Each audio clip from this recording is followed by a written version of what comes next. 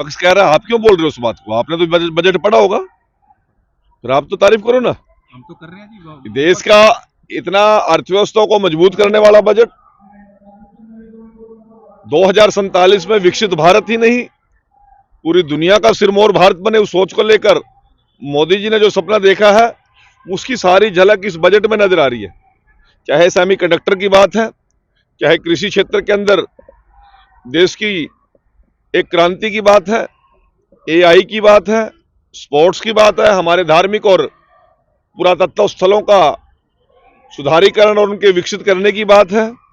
देश के जलमार्गों को विकसित करने की बात है, देश की सीमाओं की सुरक्षा के लिए जो बजट का प्रावधान किया गया, देश की प्रौद्योगिकी और साइंस और टेक्नोलॉजी को मजबूत करने के लिए जो बजट का प्रोविजन किया गया, देश की स्वास्थ्य, शिक्षा और सुरक्षा, सभी चीजों पर देश के प्रधानमंत्री जी और वित्त मंत्री जी ने ध्यान रखा है। और 2047 का जो विकसित भारत का स्वप्न नरेंद्र मोदी जी ने जो लोगों को सामने एक विजन रखा है, उसकी शुरुआत, उसकी फाउंडेशन इस बजट से रखी गई है। और रही बात विपक्ष की, विपक्ष तो नुक्ताचीनी के लिए हुआ करता है, कोई हमारी तारीफ करने के लिए थोड़ी होता है। परंतु जब विपक्ष को देश के प्रधानमंत्री जी और देश के वित्त मंत्री जी सुझाव देने के लिए आमंत्रित करते हैं, जब उनसे सुझाव मांगते हैं, तो वो मैदान छोड़ के भाग जाते हैं। ना तो लिख के सुझाव देंगे, फिर आके लास्ट में कहेंगे जी नीरस बजट है जी, कमजोर बजट है जी, लाचार बजट है जी। अरे भाई, आपके पास 4 पॉइंट, 4 फिगर और 4 वाक्य के अलावा और क्या देश के लिए? अब आप देखिए, 2-2.5 महीने से हमारे प्रदेश के मुख्यमंत्री गुड़गांव के सभी औद्योगिक क्षेत्र से जुड़े हुए उद्योगपतियों से, कृषि क्षेत्र के जुड़ी हुई सभी हमारे जो वैज्ञानिक है, हमारी जो किसान संगठन है, श्रमिक संगठन है, हमारे सैनिक और पूर्व सैनिक जो एसोसिएशन है, हमारे खेल एसोसिएशन है, हमारे महिलाओं के सशक्तिकरण के लिए जो जो काम है, अनुसूचित जाति और कमजोर वर्गों की जो एसोसिएशन है, सभी से विचार विमर्श कर रहे हैं, बड़े खुले मन से कर रहे हैं, चैम्बर ऑफ कॉमर्स से कर रहे हैं, और प्रदेश के विभिन्न कॉर्नर में जाके वो इस बजट को तैयार कर रहे हैं। परंतु हमने रेड बिशप के अंदर मीटिंग बुलाई, सभी विपक्ष के लोगों को आमंत्रित किया, एक भी नहीं पहुंचा। का सर्दी आज ज्यादा नहीं मन दे, परंतु जिस दिन बजट पेश हो जाएगा फिर कहेंगे स्वाद नहीं आया जी बजट में। अरे सुझाव तुम्हारे के पास देने नहीं, और भाई सरकार में तुम हो नहीं, आगे तुम्हें कोई संभावना लगती नहीं, तुमने स्वाद क्यों आएगा भाई?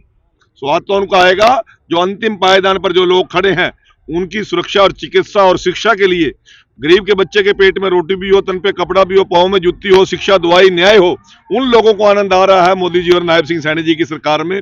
और विपक्ष अपनी नुक्ताचीनी करे, कोई फर्क नहीं। और मैं तो कहता हूं कि इनको लंबे समय तक नुक्ताचीनी करने का, विपक्ष में रहने का अवसर मिले, ऐसी मैं आप लोगों के माध्यम से ये उन लोगों को विश्वास देना चाहता हूँ। आपकी विधानसभा में दुष्यंत चौटाला आए थे और वो कह रहे हैं कि हरियाणा के मुख्यमंत्री का हरियाणा पे फोकस नहीं, पंजाब पे ज्यादा फोकस है। आपके शाहबाद विधानसभा में नहीं, पता नहीं कहाँ कहाँ कौन कौन जाता है, इससे क्या फर्क पड़ता है? मंत्री जी, लोकसभा सदन में काफी हंगामा, राहुल गांधी एक मैगजीन का आर्टिकल पढ़ रहे थे। मैं देखिए,